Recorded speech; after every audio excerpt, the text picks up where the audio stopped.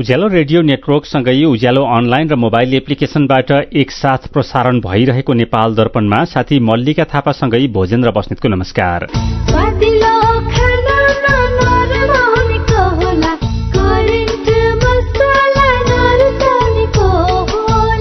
नेपाल दर्पणको साथमा करेन्ट मसला र करेन्ट चिया, स्वादको झट्का। नेपाल दर्पण सुरु गरौं मुख्य खबरका शीर्षकहरूबाट।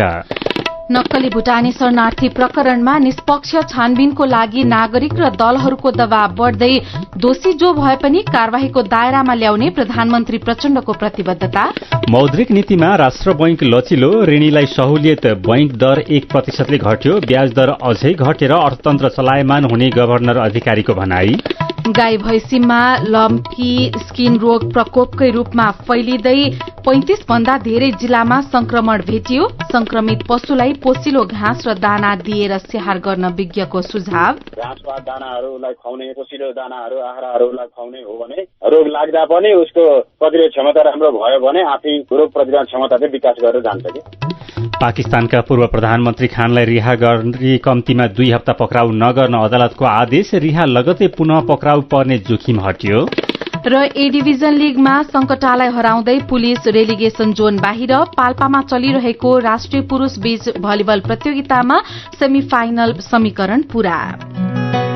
विदेशबाट आयामी गरेको पैसा सिधै तपाईको मोबाइलमा लिन मिल्छ। अहिलेको अवस्थामा बाहिर गएर पैसा निकाल्न त्यति सजिलो छैन। त्यसैले आफ्नो मोबाइल निकाल्नुहोस्, आइएमई पे डाउनलोड गर्नुहोस् अनि घर बसी बसी आफ्नो रकम प्राप्त गर्नुहोस्। विदेशबाट आइएमई गरेको रकम प्राप्त गर्न आफ्नो मोबाइल फोनमा आइएमई पे डाउनलोड गर्नुहोस्। अब आइएमई गरौँ, आइएमई पे मा प्राप्त गरौँ सजिलै।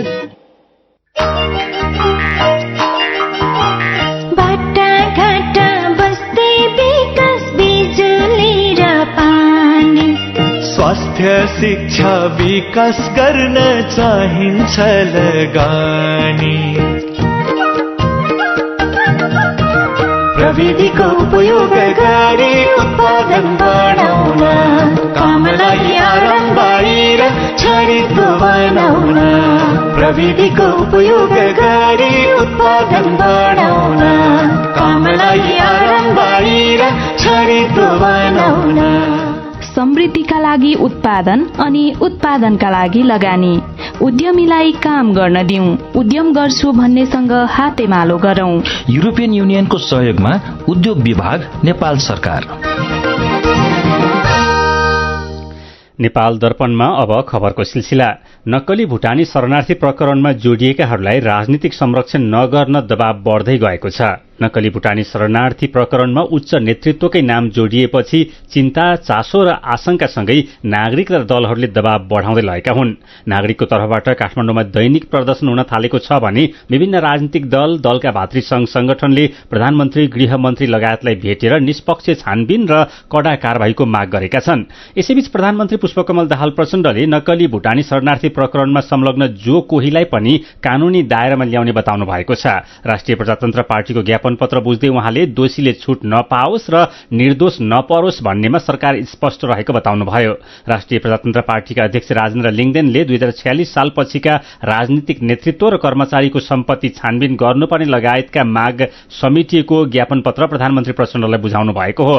यसैबीच नेपाली कांग्रेसका 3 जना नेताले प्रधानमन्त्री पुष्पकमल दाहाल प्रचण्डलाई भेटेर नक्कली शरणार्थी प्रकरणमा दरो खुट्टा टेक्न सुझाव दिएका छन्। महामन्त्री द्वय गगन थापा, विश्वप्रकाश शर्मा र सहमहामन्त्री भीष्मराज आङदाम्बेले प्रधानमन्त्री प्रचण्डलाई भेटेर नक्कली भुटानी शरणार्थी प्रकरण र कोशी सरकारका विषयमा छलफल गर्नुभएको हो। यसैबीच राष्ट्रिय स्वतन्त्र पार्टी रासोपाका सभापति रवि लामिछानेले प्रधानमन्त्री प्रचण्डलाई भेटेर नक्कली भुटानी शरणार्थी प्रकरणको छानबिन चलिरहँदा ठूला 3 दलका नेता मात्रै निरन्तर छलफल गर्नुले आशंका जन्मिएको भन्दै छलफलमा अरू दललाई पनि बोलाउन प्रधानमन्त्री पुष्पकमल दाहाल प्रचण्डलाई सुझाव दिनुभएको छ। यसैबीच ट्रान्सपरेन्सी इन्टरनेशनल नेपाल टीआईले नक्कली भुटानी शरणार्थी प्रकरणमा मुछिएका सबैलाई हदैसम्म कार्यवाही हुनुपर्ने माग गरेको छ। टीआई नेपालकी अध्यक्ष पद्मिनी प्रधानाङ्गले प्रेस विज्ञप्ति निकालेर भुटानी शरणार्थी प्रकरणमा प्राप्त प्रमाणलाई संयोजन गरेर कार्यवाही प्रक्रिया अघि बढाउनुपर्ने भन्दै अहिले भइरहेको तदारुकतापूर्ण अनुसन्धानको टीआई नेपालले स्वागत गरेको बताउनुभयो। नेपाल राष्ट्र बैंकले मौद्रिक नीतिमा कैयौं नियामकीय प्रावधानलाई लचिलो बनाएको छ।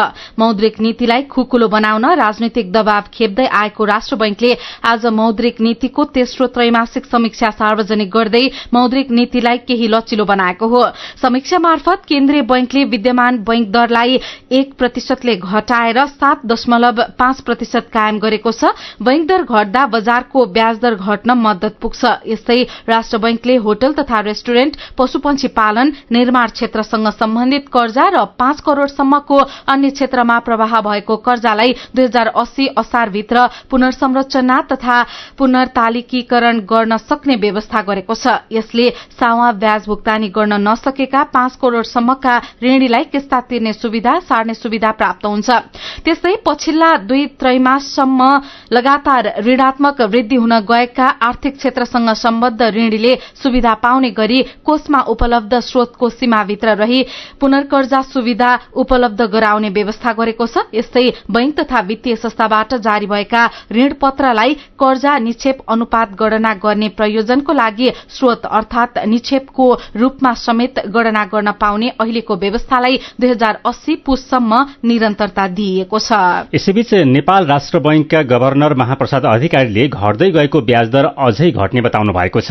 आर्थिक वर्ष 2079-80 को मौद्रिक नीतिको दोस्रो त्रैमासिक समीक्षा सार्वजनिक कार्यक्रममा गभर्नर अधिकारीले ब्याज दर घटेर अर्थतन्त्र चलायमान हुने बताउनु भएको हो। घट्दै गएको ब्याज दर अझै घट्ने गरी व्यवस्था गरेको भन्दै उहाँले केन्द्रीय बैंकले लिएको लचिलो नीतिले शिथिल रहेको अर्थतन्त्र गतिशील हुने बताउनुभयो।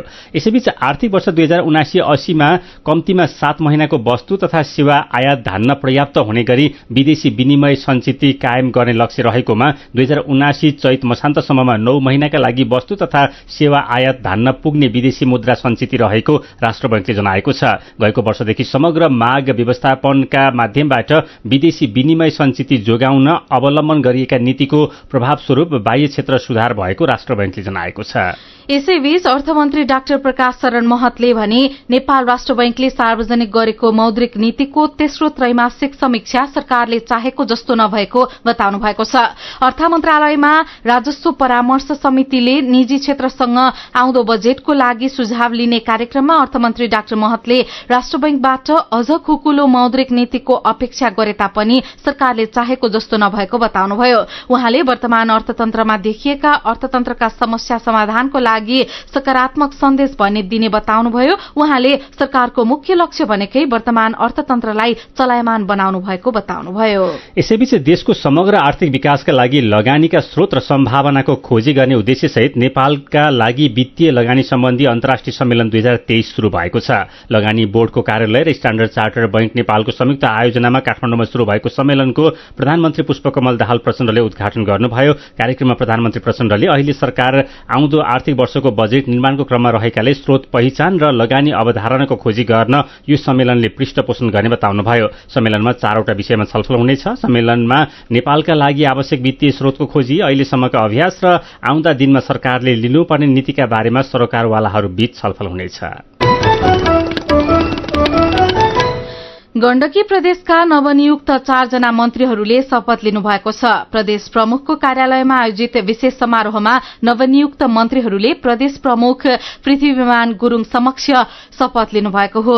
गण्डकी प्रदेश सरकारमा 4 मन्त्री थपिएसँगै मन्त्री परिषदले पूर्णता पाएको छ। गण्डकीमा 7 सदस्यीय मन्त्री परिषद बनेको छ। मुख्यमन्त्री सुरेन्द्र राज पाण्डेले यसअघि 2 मन्त्री नियुक्त गर्नुभएको थियो। आज कांग्रेसबाट महेन्द्र दोज जीसी, दिपेन्द्र बहादुर थापा र जित प्रकाश आले मगर तथा नेकपा माओवादी केन्द्रबाट रेशम बहादुर जुगजाली मन्त्री बन्नुभएको हो। गठबन्धन सरकारमा नेकपा एकीकृत समाजवादीबाट सांसद राजीव गुरूङ, दीपक मनाङ्गेलाई मन्त्री बनाउन गठबन्धनका नेताहरूले केन्द्रबाट दबाव दिए पनि मुख्यमन्त्री पाण्डेले अन्तिम समयमा मनाङ्गेको नाम हटाएर आले मगरलाई मन्त्री बनाउनु भएको छ। वैशाख 9 गते नेकपा एमालेका खगराज अधिकारी नेतृत्वको सरकार ढलेपछि कांग्रेस माओवादी सहितको गठबन्धनबाट वैशाख 14 मा पाण्डे मुख्यमन्त्री नियुक्त हुनुभएको हो। नेकपा एमाले 1 वर्षको कार्ययोजना बनाई कार्य सञ्चालन गर्ने भएको छ। ललितपुरमा रहेको पार्टी मुख्यालयमा आयोजित पत्रकार सम्मेलनमा एमाले प्रचार विभागका उपप्रमुख विष्णु रिजालले मिशन ग्रासरूट अभियानबाट प्राप्त भएको सुझावका आधारमा पार्टीले आउँदो जेठदेखि चैतसम्म वार्षिक कार्ययोजना बनाई कार्यक्रम सञ्चालन गर्ने जानकारी दिनुभयो। पार्टी सुदृढीकरण गर्नका लागि एमाले गएको फागुन 5 गतेदेखि 2 महिना मिशन ग्रासरूट अभियान सञ्चालन गरेको थियो। रिजालले 2084 सालको चुनावमा एमालेलाई पहिलो शक्ति बनाउने गरी कार्ययोजना बनाउने बताउनुभयो। आजको केन्द्रीय कमिटी बैठकमा महासचिव शंकर पोखरेलले आउँदो कार्ययोजनाका सम्बन्धमा मार्गदर्शन दिनुभएको थियो। यस्तै आजको केन्द्रीय कमिटी बैठकमा 5 प्रदेशले मिशन ग्रासरूट अभियानको समीक्षा प्रतिवेदन पेश गरेका छन्। हिजो र आज प्रस्तुत गरेको मिशन ग्रासरूट अभियानको समीक्षामाथि 7वटा प्रदेशका 7 टोली तथा पेशागत विशेष र सम्पर्क समितिको 1 टोली गरी समूहगत छलफल समेत गरेको केन्द्रीय सदस्य समेत रहनुभएका रिजालले जानकारी दिनुभयो। बैठक भोलि सकिनेछ। सीधा कुरा प्रश्न विचार, यो हो उज्यालो रेडियो नेटवर्क। नेपाल दर्पणमा कुराकानीसँगै खबरको सिलसिला बाँकी नै छ, सुन्दै गर्नुहोला।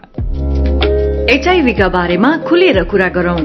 एचआईभी खराब आचरणको नतिजा नभई असावधानीको परिणाम हो, तसर्थ यसबाट बच्न असुरक्षित यौन सम्पर्क नराखौं। अन्य व्यक्तिले प्रयोग गरेका धारिला औजार जस्तै छुरी, दारी काट्ने ब्लेड प्रयोग नगरौं र रगत चढाउनु पर्ने अवस्था भएमा परीक्षण गरेको रगत मात्र चढाउँ। संक्रमित भइसकेकालाई समयमै उपचारमा लगाउँ र अकालमै हुन सक्ने मृत्युबाट जोगाउँ। समयमै उपचार गर्नाले संक्रमित गर्भवती महिलाले पनि स्वस्थ बच्चा जन्माउन सक्छिन्। Nepal youth foundation 12+ Lumbini plus र मकवानपुर महिला समूह। बचतमा उच्च ब्याज ऋण पनि सस्तो सस्तो सस्तो, बल्ल आयो बचत खाता सोचे जस्तो। हजुर, बचत सोझै मुद्दतीमा परिणत हुने झन्झटिलो कागजी प्रक्रिया बिना मोबाइल ब्याङ्किङकै माध्यमबाट पनि ऋण सहितका अन्य सुविधाको लागि आजै खोलौं सोचे जस्तै ब्याङ्क खाता। बचत गरौं। ग्लोबल आईएमई ब्याङ्क, सबैका लागि ब्याङ्क।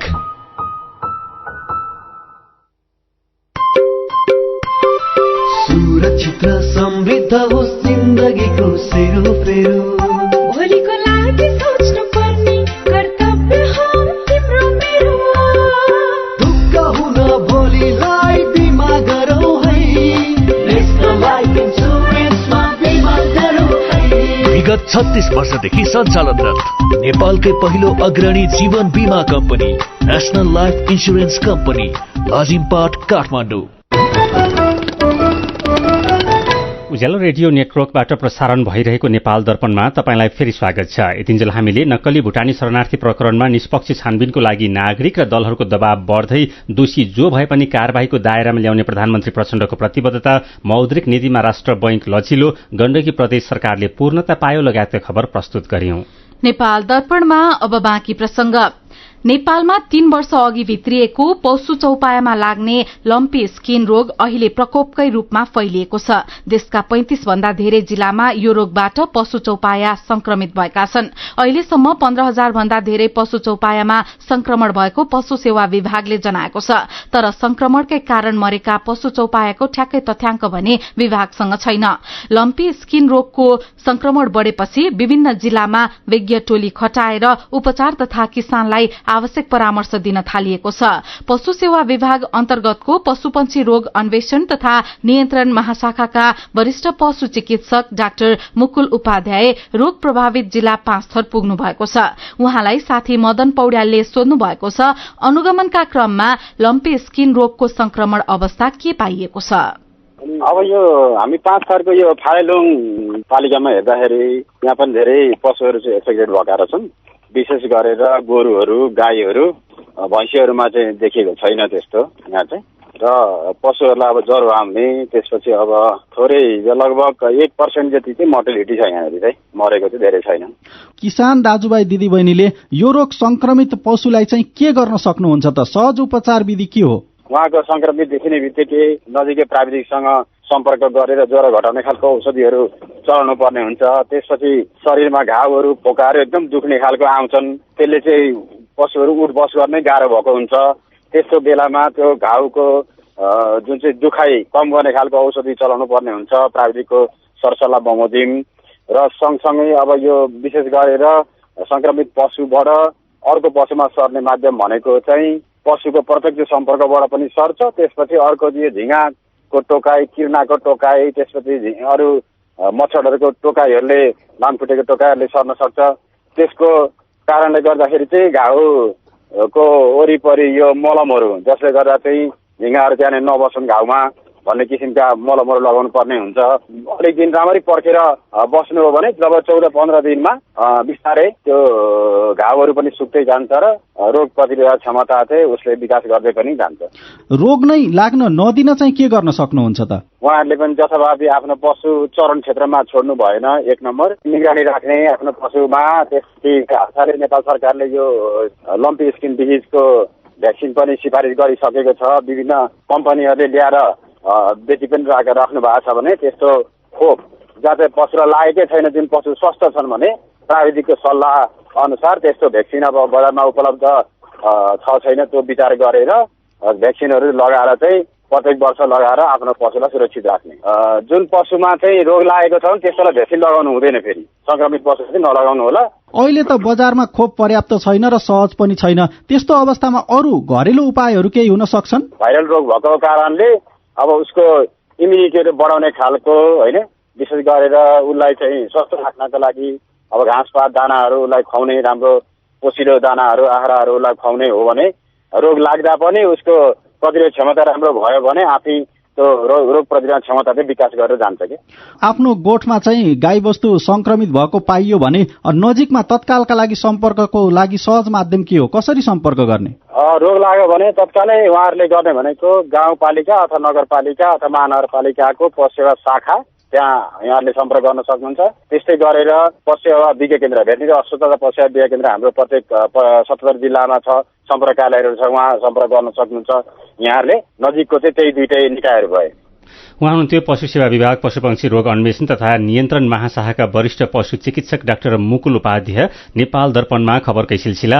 यस वर्षको मनसूनजन्य विपदबाट हुन सक्ने जनधनको क्षति कम गर्न सम्बन्धित निकायहरूले गर्नुपर्ने कार्यहरू समेत उल्लेख गरी एकीकृत मनसून पूर्व तयारी तथा प्रतिकारी कार्ययोजना तयार गरिने भएको छ। उप प्रधानमन्त्री एवं गृहमन्त्री नारायण काजी श्रेष्ठको अध्यक्षतामा बसेको विपद जोखिम न्यूनीकरण तथा व्यवस्थापन कार्यकारी समितिको 17औं बैठकले कार्ययोजना निर्माण तयारीको लागि राष्ट्रिय विपद जोखिम न्यूनीकरण तथा व्यवस्थापन प्राधिकरणलाई जिम्मेवारी दिएको छ।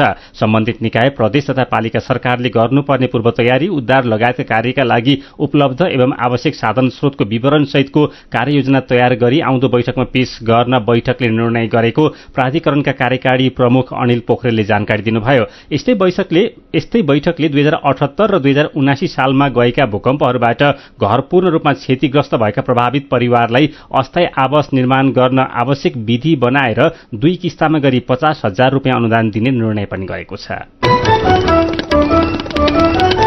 दाङको घोराईमा रहेको राप्ती स्वास्थ्य विज्ञान प्रतिष्ठानमा सुत्केरीको ज्यान गएपछि मृतकका परिवारले आन्दोलन गरेका छन्। घोराई उपमहानगरपालिका वडा नम्बर 8 सौरीकी मधु बुढातोकी केसीको ज्यान गएपछि आफन्तले आन्दोलन गरेका हुन्। पीड़ितले घटनाको तथ्य छानबिन तथा क्षतिपूर्तिको माग राखेका छन्। सामान्य रूपमा सुत्केरी भएको तर बच्चाको सालनाल ननिस्केको भन्दै उपचारमा खटिएका नर्सहरूले जबरजस्ती सालनाल निकाल्न खोज्दा सुत्केरीको ज्यान गएको मृतकका परिवारले आरोप लगाएका छन्। यसैबीच पछिल्लो 24 घण्टामा थप 32 जनामा कोरोना संक्रमण पुष्टि भएको छ। पीसीआर र एन्टिजेन गरी 916 जनाको नमूना परीक्षण गर्दा 32 जनामा कोरोना संक्रमण पुष्टि भएको स्वास्थ्य तथा जनसंख्या मन्त्रालयले जनाएको छ। 12 जना संक्रमित निको भएका छन्। नेपालमा कोरोना भाइरसका सक्रिय संक्रमितको संख्या 129 जना पुगेको छ। जजिरा एयरवेजले गौतम बुद्ध अन्तर्राष्ट्रिय विमानस्थलबाट उडान रोकेको छ। जजिराले भैरवा कुवेत उडान 3 हप्तादेखि रोकेको विमानस्थल कार्यालयका प्रवक्ता दीपक बज्राचार्यले जानकारी दिनुभयो। जजिरा एयरवेजले आन्तरिक कारण देखाउँदै उडान रोकिएको भए पनि खास कारण नभनेको उहाँले बताउनुभयो। जजिराले गौतम बुद्ध अन्तर्राष्ट्रिय विमानस्थलबाट व्यावसायिक रूपमा सञ्चालनमा आएसँगै कुवेतमा हप्तामा 3 वटा उडान गर्दै आएको थियो। यसैबीच गुल्मीको रेसुङ्गा विमानस्थलबाट आजदेखि व्यावसायिक उडान शुरू भएको छ। नेपाल वायु सेवा निगमको DHC 6 ट्विनटर जहाजले बिहान नियमित रूपमा व्यावसायिक उडान गरेको हो।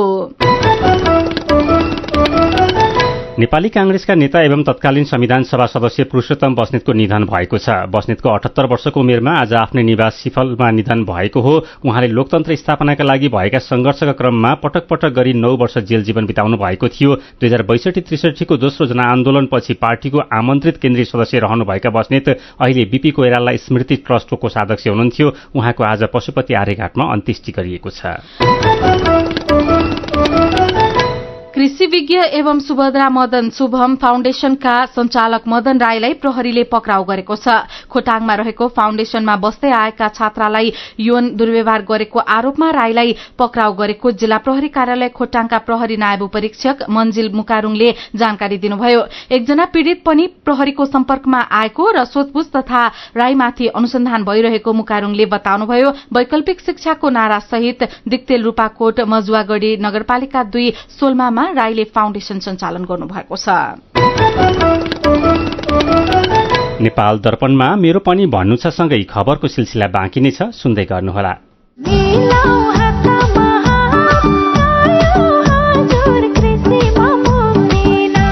अब कृषि सम्बन्धी सम्पूर्ण सेवा तथा सामग्रीहरू पाउनुहोस् एकै ठाउँमा। मल, बिउ, विषादी, औजार उपकरण र सम्पूर्ण प्राविधिक सेवाहरू अब नजिकैको एग्रोभेट, सहकारी तथा कम्पनीको आधिकारिक विक्रेताहरूकोमा गई सम्पर्क गर्नुहोला। मुक्तिनाथ कृषि कम्पनी लिमिटेड, समृद्धिको आधार कृषि, कृषिको आधार प्रविधि। थप जानकारीको लागि 98 023 10 9 64। सार्वजनिक सुनुवाई कार्यक्रम सञ्चालन गर्ने विषयको ललितपुर महानगरपालिकाको सूचना। ललितपुर महानगरपालिकाद्वारा यही वैशाख 31 गते आइतबार बिहान 11 बजे ललितपुर महानगरपालिका वडा नम्बर 25 86 कोट पार्कमा सार्वजनिक सुनवाई कार्यक्रम सञ्चालन गर्ने भएकाले सो कार्यक्रममा उपस्थित भई विकास निर्माण, सम्पदा संरक्षण, सामाजिक विकास तथा सेवा प्रवाहका सम्बन्धमा आफ्नो अमूल्य सल्लाह सुझाव तथा गुनासो राख्नुहुन सम्पूर्ण नगरवासी महानुभावहरूमा ललितपुर महानगरपालिका हार्दिक अपील गर्दछ। ओहो महेशजी, हिजोको कार्यक्रममा तपाईले धारा प्रवाहका साथ बोल्नु भएको देखेर म त छक्कै परे। हिजो आज त हेर्दा पनि एकदमै प्रोफेसनल र आत्मविश्वासी देखिनुहुन्छ। यो सबै परिवर्तन त निपमा पब्लिक स्पिकिङ तालिम लिएपछि भएको हो नि। हजुर, वाक शक्ति, व्यक्तित्व तथा क्षमता विकास गरी विभिन्न क्षेत्रमा सफल हुनका लागि एकदमै उपयोगी पब्लिक स्पिकिङ तालिममा सहभागी हौ। सम्पर्क Nepal entrepreneurship education foundation, nif, Bagbazar, Kathmandu. Mobile number 9860 312 393। साथै एसईई दिएका विद्यार्थीहरूले पनि यो प्रशिक्षणमा सहभागी भई लाभ लिन सक्नुहुनेछ। उज्यालो रेडियो नेटवर्क मार्फत देशभरिका विभिन्न एफएम स्टेशन तथा उज्यालो अनलाइन र मोबाइल एप्लिकेशनमा प्रसारण भइरहेको नेपाल दर्पणमा तपाईंलाई फेरि स्वागत छ। नेपाल दर्पणमा अब बाँकी खबर। दाङको तुलसीपुरमा ट्र्याक्टरबाट खसेर एकजना बालकको ज्यान गएको छ। तुलसीपुर उपमहानगरपालिका वडा नम्बर 14 का 14 वर्षका विनोद चौधरीको ज्यान गएको इलाका प्रहरी कार्यालय तुलसीपुरले जानकारी दिएको छ। प्रहरीका अनुसार ट्र्याक्टरबाट खसेर गम्भीर घाइते भएका चौधरीको राप्ती प्रादेशिक अस्पताल तुलसीपुरमा उपचारको क्रममा आज दिउँसो ज्यान गएको हो। पोखरामा जेब्रा क्रसबाट बाटो काट्ने क्रममा ट्रेनले ठक्कर दिँदा एक महिलाको ज्यान गएको छ। हिजो दिउँसो ठक्कर दिएपछि घाइते बन्नु भएकी कास्कीको माछापुछ्रे गाउँपालिका वडा नम्बर 4 लाचौकी 38 वर्षकी धना अधिकारीको उपचार क्रममा आज ज्यान गएको जिल्ला प्रहरी कार्यालय कास्कीले जनाएको छ। अर्घाखाँचीको सिद्धगंगा नगरपालिकामा विपदबाट बच्न कसरी सकिन्छ भन्ने विषयमा पूर्वाभ्यास प्रदर्शन भएको छ। सिद्धगंगा नगरपालिकाको ठाडामा रहेको डमरू दहमा बाढ़ी र पहिरोमा परेर फसेका र डुबेकाहरूको उद्धार कसरी गर्ने, खोजमा परेकालाई कसरी निकाल्ने भन्ने विषयमा पूर्वाभ्यास गरिएको जिल्ला प्रहरी कार्यालयका प्रमुख प्रहरी नायब उपरीक्षक मुकुन्द रिजालले बताउनुभयो। यस्तै ग्यास सिलिण्डर चुहावट हुँदा कसरी बच्ने लगायतका विषयमा नेपाल प्रहरी, नेपाली सेना र सशस्त्र प्रहरीले प्रदर्शन गरेको छ। रूपन्देहीको तिलोत्तमा नगरपालिकाले कृषकका लागि अनुदानमा कृषि सामग्री उपलब्ध गराएको छ। नगरपालिकाले 50% अनुदानमा 29 पशुपालक फार्म तथा कृषकहरूलाई साना कृषि औजार उपलब्ध गराएको हो। बाँकेको कोहलपुर नगरपालिका 7 लखना क्षेत्रमा खानेपानीको समस्या भएको छ। कोहलपुरको दुर्गम भनेर चिनिने लखना क्षेत्रमा जमीनको सतहबाट पानी नआउँदा किनेर खानुपर्ने बाध्यता रहेको स्थानीय सुरेश चौधरीले बताउनुभयो। मेरो पनि भन्नु छ। आईपी भण्डारी ओम भक्तले लेख्नु भएको छ, भ्रष्टाचार विरूद्ध अहिले भइरहेका प्रयासबाट सरकार पछि हट्नुहुन्न। अब हरेक क्षेत्रको भ्रष्टाचार उन्मूलन हुनुपर्छ। प्रदूषण र आगलाईका घटना बढ़ेको विषयमा श्याम हरि रेग्मीले लेख्नु भएको छ, सरकार विद्युतीय गाड़ीलाई प्राथमिकतामा राख्दैन, कच्ची र धुलामे बाटोहरू कालोपत्र गर्न सक्दैन, आगलागी र डढेलोका घटना बढ़ेका छन्। यो विकराल परिस्थिति सिर्जना हुनुमा तपाई हाम्रै त्रुटि मुख्य कारण हो। मानवसँगै बहुमूल्य जड़ीबुटी, वन्यजन्तु र पर्यावरणलाई जोगाउन सबै पक्ष जिम्मेवार हुनुपर्छ। विचारी घलेको प्रतिक्रिया छ, चेतना जगाउने काम प्रभावकारी नहुँदा र नगर्दा क्षति बढ्दो छ। सम्बन्धित पालिकाहरूले बेलैमा डढेलो नियन्त्रणको प्रयास थालुन् र गाउँ गाउँमा आगो निभाउने सुरक्षित उपाय बारे पनि जानकारी गराउन्। सम्झौताको 14 महिना बाँकी छँदै नुवाकोटको दोर्खु खोलामाथि पुल बनेको खबर उज्यालो अनलाइनमा पढेर प्रकाश डंगोलले लेख्नु भएको छ। हिजो पुल उद्घाटनका क्रममा म स्वयं त्यही पुगेको थिएँ। सबैको साथ र सहयोगले यति छोटो समयमा पुल बनाउन सकेकोमा सबै पक्षलाई धन्यवाद छ। अनि गाई भैंसीमा प्रकोपकै रूपमा लम्पी स्किन रोग फैलिरहेको बारे धीरज गिरी घलेले लेख्नु भएको छ, हाम्रो सल्यानतिर पनि धेरै पशु वस्तुलाई यो रोगले सताएको छ, कति त मरिसके, जताबाट पनि किसान नै मर्कामा परेका छन्। विचारका लागि तपाईलाई धन्यवाद। मेरो पनि भन्नु छ। मेरो पनि भन्नु छ प्रस्तुत गर्दै हुनुहुन्थ्यो साथी दिपा तिमल सिन्हा। नेपाल दर्पणमा अब विदेशको खबर। पाकिस्तानको एउटा अदालतले भ्रष्टाचारको अभियोगमा पक्राउ परेका पूर्व प्रधानमन्त्री इमरान खानलाई जमानतमा रिहा गर्न र कम्तीमा 2 हप्ता फेरि नपक्रिन आदेश दिएको छ। सर्वोच्च अदालतले खानको गिरफ्तारीलाई अवैध ठहर गरेको भोलिपल्ट इस्लामाबाद उच्च अदालतले खानलाई मुक्त गर्न र कम्तीमा 2 हप्ता फेरि पक्राउ नगर्न आदेश दिएको बीबीसीले जनाएको छ। न्यायाधीशहरूले खानलाई कम्तीमा 2 हप्ता सुरक्षित हुने गरी जमानत दिएका हुन्। यसअघि खानले रिहा भए लगत्तै आफूलाई पुनः पक्राउ गरिने बताउनु भएको थियो। खानको पक्राउसँगै पाकिस्तानी सेनासँगको उहाँको तनाव बढ़ेको थियो। प्रधानमन्त्री पदबाट हटेपछि खान सेनाको सबैभन्दा प्रखर आलोचक बन्नु भएको छ। मंगलबार खान पक्राउ परेपछि पाकिस्तानभरि चर्किएको प्रदर्शनका क्रममा कम्तीमा 10 जनाको ज्यान गएको छ भने 2000 जना भन्दा बढ़ी मानिस पक्राउ परेका छन्। अब खेल खबर। शहीद स्मारक ए डिभिजन लीगमा विभागीय टोली नेपाल पुलिस क्लब रेलिगेशन क्षेत्रबाट बाहिरिएको छ। दशरथ रंगशालामा आज भएको खेलमा संकटा क्लबलाई 2-1 गोलले हराउँदै पुलिस अंक तालिकामा पुछारको स्थान छोड्न सफल भएको। यस जितसँगै पुलिस 11औं स्थानमा उक्लिएको छ। पुलिसको 17 खेलमा 5 जित, 4 बराबरी र 8 हार सहित 19 अंक छ। संकटा 17 खेलमा 5 जित, 5 बराबरी र 7 हार सहित 20 अंकका साथ 10औं स्थानमा रहेको छ। यस्तै आजै इन्फा कम्प्लेक्स 7 बाटोमा भएको खेलमा मनाङ मर्स्याङदी क्लब र हिमालयन शेर्पा क्लबले 1-1 गोलको बराबरी खेलेका छन्। मनाङ 17 खेलबाट 21 अंक सहित 8औं स्थानमा कायमै रहेको छ। हिमालयन 17 खेलमा 21 अंक सहित तालिकाको 9औं स्थानमा कायमै रहेको छ। यस्तै आजै दशरथ रंगशालामा भएको दोस्रो खेलमा न्युरो टिम एनआरटीले एएफसी खुमलटारलाई हराएको छ। एनआरटीले पहिलो हाफमा 2-0 पछि परेको स्थितिबाट पुनरागमन गर्दै खुमलटारलाई 3-2 गोलले हराएको। यो जितसँगै एनआरटी 17 खेलमा 21 अंक सहित तालिकाको 9औं स्थानमा छ। खुमलटार उति नै खेलमा 17 अंक सहित पुछारमा छ। पाल्पाको रानीमहलमा चलिरहेको राष्ट्रिय पुरूष बीच भलिबल प्रतियोगितामा सेमी फाइनल समीकरण पूरा भएको छ। 4 समूहमा विभाजित गरेर लीग कम नकआउटको आधारमा गराइएको प्रतिस्पर्धामा त्रिभुवन आर्मी, सशस्त्र प्रहरी बल, नेपाल प्रहरी र कर्णाली प्रदेश सेमी फाइनल प्रवेश गरेका छन्। सञ्जय मेमोरियल फाउन्डेशनको आयोजना र पाल्पा भलिबल संघको सह आयोजनामा भइरहेको प्रतियोगितामा कोशी बाहेक 6 प्रदेश, 3 विभागीय क्लब र आयोजक गरी 10 टीम सहभागी छन्। प्रतियोगिताको विजेता टीमले 1,50,000 रूपैयाँ, उपविजेता टीमले 1 लाख र तेस्रो हुने टीमले 50,000 रूपैयाँ प्राप्त गर्नेछन्। र इन्डियन प्रिमियर लीग आईपीएल क्रिकेटमा अहिले गुजरात टाइटन्स र मुम्बई इन्डियन्स खेलिरहेका छन्। घरेलु मैदान वाङखडेमा टस हारेर ब्याटिङको निम्तो पाएको मुम्बईले ताजा अवस्थामा 8 ओभरको खेल सकिँदा 2 विकेट गुमाएर 81 रन बनाएको छ। गुजरात 11 खेलमा 16 अंकका साथ तालिकाको शीर्ष स्थानमा छ। समान खेलमा 12 अंक रहेको मुम्बई चौथो स्थानमा छ।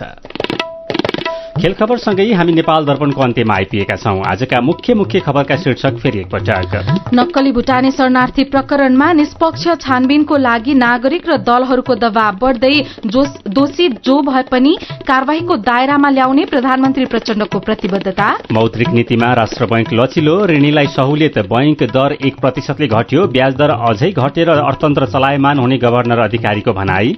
गाई भैँसीमा लम्पी स्किन रोग प्रकोपकै रूपमा फैलिँदै 35 भन्दा धेरै जिल्लामा संक्रमण भेटियो। संक्रमित पशुलाई पोसिलो घाँस र दाना दिएर स्याहार गर्न विज्ञको सुझाव। पाकिस्तानका पूर्व प्रधानमन्त्री खानलाई रिहा गरी कम्तीमा 2 हप्ता पक्राउ नगर्न अदालतको आदेश, रिहा लगत्तै पुनः पक्राउ पर्ने जोखिम हट्यो।